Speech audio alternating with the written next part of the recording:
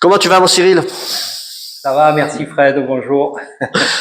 Bonjour à tous et bienvenue sur la chaîne de l'association des anciens pros du Sporting Club de Toulon.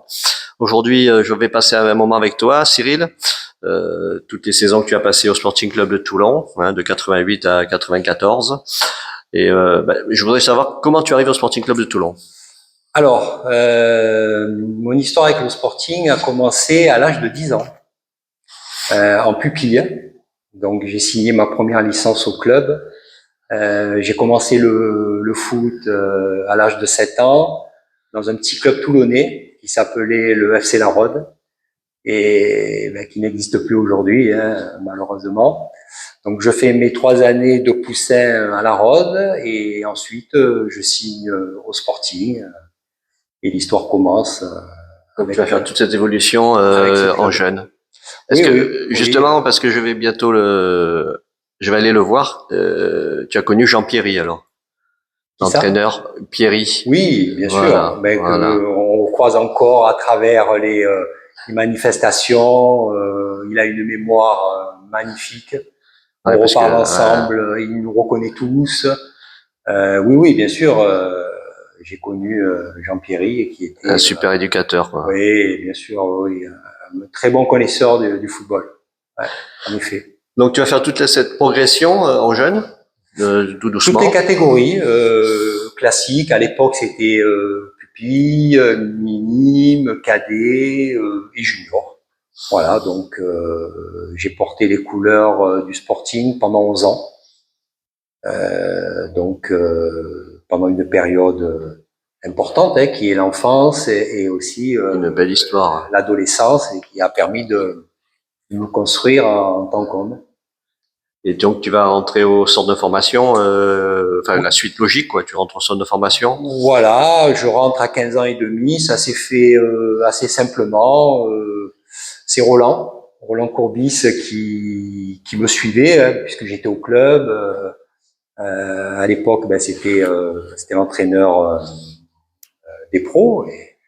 Et un jour, il va voir mon père et il lui demande si je suis OK pour intégrer le centre de formation. Donc mon père me pose la question et moi j'ai répondu oui, tout simplement. Et voilà, donc ça s'est fait, fait comme ça. Justement, parle-moi un peu de ce centre de formation parce qu'il y avait vous étiez de sacrés joueurs à l'époque là quand tu rentres toi au centre de formation et donc c'était Storail, toi quand tu... Ouais, c'était Patrick Storail. Hein, ouais. Donc j'aimerais bien que tu me parles un peu de ce qui l'ambiance et tout ça, comment ça se passait. L'ambiance entre nous, elle était super. Pour moi, c'est de grands moments de souvenirs sportifs, d'amitié aussi. On a créé des liens. Avec certains, on se voit toujours. J'ai partagé 3 ans avec Régis Coulbeau dans la chambre. Il y avait Didier Lopez, Gilles Frécheng, Stéphane Porato, Fred Brando qui sont arrivés aussi. Même moi, en étant toulonnais, mes parents habitaient pas loin. J'étais quand même interne au centre de formation. Mais c'est vrai que c'est pas évident non plus, parce que à 15 ans, de 15 à 18 ans, on aspire à faire plein de choses. Et là, l'objectif, c'est d'être pro. Oui. À partir du moment où tu rentres au centre de formation, que tu signes un contrat d'aspirant, ton objectif, c'est d'être pro. Donc, les à côté, c'est un peu... Il y avait l'exigence, puisque Patrick Storail, il était quand même très exigeant et il vous a fait vraiment progresser. Quoi. Oui, et parfois un peu trop, parce que je pense que je suis pas le seul à en parler. Sur le terrain, c'était un bon éducateur, un bon connaisseur du football, mais après, dans la vie de tous les jours, au centre de formation, même si, c'était pas l'enfer non plus, mais parfois, c'était limite. Mais il y avait quand même cette super ambiance. Moi, j'ai des super souvenirs, mais ça marque quand même une vie. En tout cas, 3 ans de centre de formation, c'est un moment, important. Donc justement, tu es au centre de formation, donc tu vois les pros s'entraîner, tu vois peut-être que même des fois où il y a peut-être des oppositions ou Oui, des là. oui. Est-ce qu'il y a des joueurs déjà qui te marquent et est-ce qu'il y a des joueurs que déjà qui pas qui t'impressionnent mais qui disent waouh, tu es déjà marqué par un. Alors oui, pour remonter dans mes souvenirs, il y avait Fred Mérieux qui était tout jeune aussi, qui commençait. Après, il y avait souvent des oppositions entre l'équipe 1, la D3, les jeunes qui intégraient un petit peu l'équipe. Mais oui, c'était de bons moments sportifs, tout à fait. Est-ce que cette équipe de pro, est-ce qu'il y en avait certains qui venaient quand même vous voir, vous donner des conseils, ou est-ce qu'il y avait quand même quelque chose de. Oui, moi j'ai de bons souvenirs avec Roger Mendy, par exemple, ouais, qui était un super mec. Éric Perrin aussi, très proche des jeunes. François Zawi, que je revois aussi souvent. Oui, de ce côté-là, il y avait quand même une très bonne ambiance entre nous. Ouais. Ouais, ouais. Donc tu vas faire tes débuts. Alors j'ai lu, hein, dans le classement, tu es le septième plus jeune joueur à avoir marqué un but en première division. Ah d'accord, je savais pas. T'es le septième, oui, j'ai regardé. Tu vas faire tes débuts le 31 mai 1989 contre Lens. Ouais. Et tu vas marquer le but du 2-0. But à 2-0, tu Ouais, je rentres. crois que c'est 2-0. Je rentre à la mi-temps. Ouais, J'étais remplaçant. Je remplace Jean-Roch Testa. ouais, c'est ça, Roland me dit, ben, chauffe-toi, tu vas rentrer. c'est ça. Et tu marques le Et but du 2-0. Vous ouais, gagnez 3-1 et tu as 16 ans et demi. Alors moi, je voudrais oui, c'est savoir ça. si Et pour un, une passe de Françoise, ah oui. voilà. Et ben moi, je voudrais savoir si 16 ans et demi pour un Toulonnais, premier match à Mayol, tu marques, qu'est-ce que ça fait? Du bonheur. Du bonheur. Mais je pense qu'à 16 ans et demi, tu te rends pas vraiment compte. Pour moi, je joue au foot, tout simplement. Euh, c'est super. Roland euh, demande à me voir quelques jours avant le match. C'était la fin de saison. Et donc je vais dans son bureau, il me reçoit, il me dit bon ben tu vas jouer avec nous ce week-end, c'était le dernier match de championnat, donc plus d'enjeux, tout ça. Il me dit pour te récompenser de ta très bonne année internationale, donc tu vas jouer avec nous, donc bah super. Puis je fais un entraînement avec eux la veille, je fais la préparation, centre de formation, le discours, tout ça. C'est vrai que quand tu as 16 ans et demi, jouer avec les pros, même si on les côtoyait, qu'on les voyait de temps en temps, mais bon, ça fait quand même quelque chose d'important. Et puis après, ben, le match, bon, ben, je joue une mi-temps et étrangement, je me rappelle que de ce but. Je me rappelle pas de la mi-temps. Tu vois, c'est bizarre. Et puis après, bon, ben voilà, c'est un très bon moment. Il y avait des amis, il y avait ma famille, voilà. Et puis bon, voilà. Après la vie continue, hein. Bien sûr, bien sûr. Voilà. Mais on fait une parenthèse parce qu'en off, tu m'as montré la licence, hein, les licences ou la Alors, carte de justement. Voilà, parle-en un peu. J'aimerais ouais, parce que tu as vraiment une histoire avec le Sporting. Hein. ouais. Moi, j'ai une histoire familiale avec le Sporting parce que Là, en ce moment, on verra justement cette photo passée. Justement, comme tu l'avais, voilà. Donc, tu peux en parler comme ok, il faut. On la voit en ce moment là. ok. Alors oui, parce que en fait, je suis aussi cousin avec les frères Di Massio, Alex et Patrick. Voilà que tu connais. Alors ça, c'est du côté de mon père. Et du côté de ma mère, mon grand-père était membre du conseil d'administration du Sporting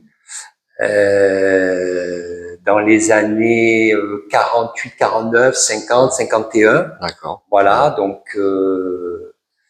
il était supporter du Sporting. Ce qu'il faut savoir, c'est que mon grand-père était un commerçant toulonnais avec sa femme, ma grand-mère, et il tenait un banc de pommes de terre sur le marché du Pont du Las. D'accord. Ouais, ouais. Voilà, donc et il allait le dimanche en famille à Bourg-en-Contres, voir jouer le Sporting avec sa femme et ses deux filles, ma mère et ma tante. Donc, ma mère a baigné pendant très longtemps. Elle avait 12-13 ans. Elle connaissait Bourg-en-Contres, elle allait au match le week-end. Et petit, il a pu te voir jouer avec le maillot du Sporting Club de Toulon, ton grand-père? Oui, mon grand-père, oui, là, on parlait souvent de foot. Mais j'ai su assez tard que il a eu quand même un lien avec le Sporting. Voilà. C'était lorsque je l'ai su, c'est quand même émouvant. Donc ça fait plaisir de pouvoir en parler aujourd'hui. Belle parenthèse. Ouais. Est-ce que dans cette période du Sporting Club de Toulon, on va commencer par là. Est-ce que les entraîneurs, il y a eu Roland. Est-ce que tu as eu d'autres entraîneurs? Est-ce qu'il y a des entraîneurs qui t'ont marqué? Les causeries de Roland, est-ce que tu as des anecdotes à nous raconter? Au niveau des éducateurs, il y en a un qui m'a marqué, oui, par également sa connaissance du football. C'est Ange Regnault, que j'ai eu en minime pendant 2 ans et que j'ai aussi revu il y a pas longtemps. Donc on a refait le monde ensemble, on a reparlé de cette période qui était importante pour le Sporting et pour lui. Voilà, donc c'était un homme qui connaissait bien le football et qui était assez rigoureux dans sa façon de coacher. Mais voilà, donc c'était Ange Regnault, c'était un très bon éducateur. D'accord. Donc Roland, pareil, tout le monde le connaît, donc voilà Roland. Est-ce qu'il y a des joueurs qui t'ont marqué, avec qui t'as joué, que tu te rappelles? Oui, bien sûr, il y en a plein. J'ai Roger Mendy qui était très proche de nous, Éric Péan, Alain Bénédé, que j'ai retrouvé en national quand il est revenu en 93-94 de mémoire. Voilà, donc qui est un mec super, très bon footballeur et surtout un homme et qui est amoureux du Sporting, très amoureux du Sporting. Oui, bien sûr. Et surtout Bernard. Pour moi, c'est Bernard Pardo. Ouais, Bernard Pardo que j'ai croisé aussi quand j'étais plus jeune, quand il était au club, et qui est aussi revenu la même saison. Jouer au Sporting, nous aider, et quelqu'un de très disponible pour les jeunes. Moi, j'avais 20 ans, même 21 ans, et me donnait plein de conseils, et puis sur le terrain, en fait, toujours positif. Tu vois, si une erreur qui était faite, c'était jamais pour t'accabler, mais au contraire pour te pousser, pour te faire progresser, bien sûr. Et puis bien sûr Luigi aussi, parce que Luigi, j'ai joué avec lui, ça a été mon coach aussi, donc Luigi pareil, a le même état d'esprit que Bernard. D'accord. Est-ce que tu te souviens de matchs particuliers? On a parlé de ce match contre Lens, bien sûr, ça, tu peux pas l'oublier. Est-ce qu'il y a d'autres matchs particuliers que tu te souviens et tu as envie de nous dire quelque chose? Non, pas particulièrement. Des matchs, oui, en 3e division, des matchs que j'ai joué un peu plus jeune aussi au Sporting. Mais bon, le fait marquant, c'est évidemment ce match bien sûr. À Mayol. Contre Lens, bien sûr. Oui, contre Lens. Tu vas revenir en 2001 au Sporting. Oui. Tu vas devenir le Sporting est en DHR, c'est ça? Il est en DHR. Oui, DHR. DHR. Et tu vas quand même faire il y a les montées, tu vas faire la montée quand même.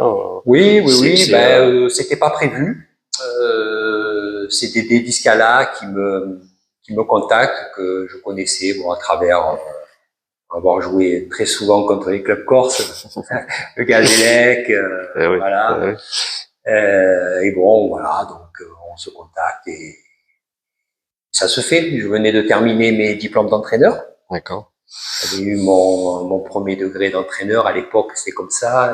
Il y a les premiers, deuxième, troisième degré. Et donc voilà. Et puis Et puis il m'appelle. C'est Dragan qui est, Oui. c'est Dragan. Oui, oui, Dragan. oui, oui. Ouais. Ouais, oui. Ouais, qui a fait les montées, qui était, Ouais, c'est ça.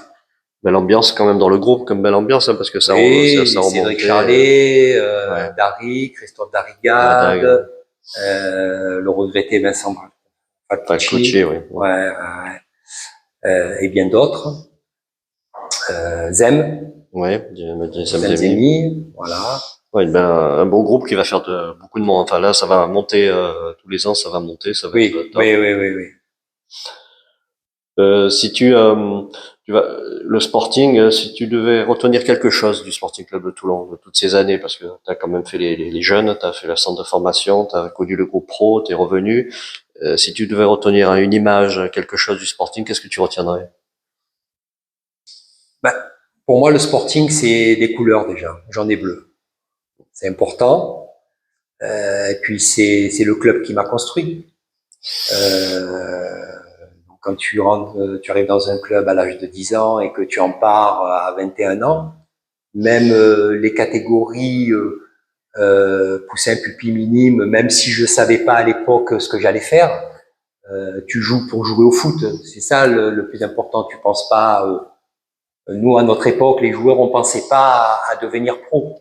Voilà. Donc oui, je pense que c'est l'attachement au club et ses couleurs. Ouais. Ben, justement, tu suis le Sporting. Qu'est-ce que tu penses qui manque à ce Sporting pour retrouver justement le national après bien sûr la Ligue 2 et on espère tous la Ligue 1, mais qu'est-ce que tu penses qui manque? Question difficile. Je pense que tu l'as posé à beaucoup de personnes. Ben, pour l'instant, personne n'a trouvé la solution. Hein. Donc, je souhaite que le club retrouve un jour le statut pro, hein, évidemment, le plus vite possible, mais c'est de plus en plus compliqué. Ben, je dirais tout simplement, je pense qu'il y a un vivier important de jeunes au niveau toulonnais. Donc, avoir un socle costaud, solide au niveau des jeunes Toulonnais. Les fondations, hein, bien sûr. Voilà, voilà. Bon, après, j'ai pas la solution, sincèrement, et beaucoup de personnes cherchent et pour l'instant trouvent pas. On espère tous. Oui, en effet. Je voudrais que tu me parles de ce maillot là, ce numéro Ouais. 8 qui est voilà, dis-moi un peu ce que. Alors, c'est pas mon maillot, mais c'est un maillot du Sporting quand même. Voilà, donc c'est le maillot de Léo Rodriguez, l'Argentin qui a été prêté pendant une année au Sporting. Il avait signé à l'OM, prêté un an au Sporting. Comme il y avait trop d'étrangers, voilà. Il était venu chez nous et tant mieux parce qu'il a mis des buts fantastiques. Hein. Ouais, il a fait une super saison et lui aussi d'ailleurs, ben j'en profite, très proche des jeunes. On se voyait au centre de formation. Il parlait cheveux longs, ouais, il parlait un peu français. Donc un jour, il m'a offert ce maillot avec plaisir. Alors il ne m'appartient plus maintenant parce que je l'ai également offert à mon fils, Mathis. Quelle chance il a. Donc merci Mathis de nous l'avoir. Mathis qu'on voit en photo aussi. Mathis, on le voit en photo. Là en ce moment, il passe là, Mathis. Ah bon? Oui, parce que j'ai des photos donc quand il a joué avec toi. Oui. À Roquebrune, ouais, Roquebrune. Avec les anciens. Donc là, on le voit passer en photo avec toi, Mathis. Voilà, donc voilà. Donc s'il veut s'en séparer, Mathis, il n'y a pas de souci, on est là. Ça va être compliqué parce que il m'a dit tu me le rends après. J'ai dit ouais, t'inquiète pas. Ben je pense qu'il pourra bientôt le faire signer par Léo parce que Léo nous a promis de venir nous voir, donc il pourra le faire dédicacer. Avec grand plaisir, ouais. Ben moi Cyril, je suis content d'avoir passé ce moment avec toi. On va souhaiter un bel anniversaire au Sporting Club de Toulon, hein, 85 ans, c'est magnifique. Hein. Ouais. Et joyeux anniversaire. Merci à toi, Fred. Voilà, on va se retrouver très vite et à bientôt. Bise.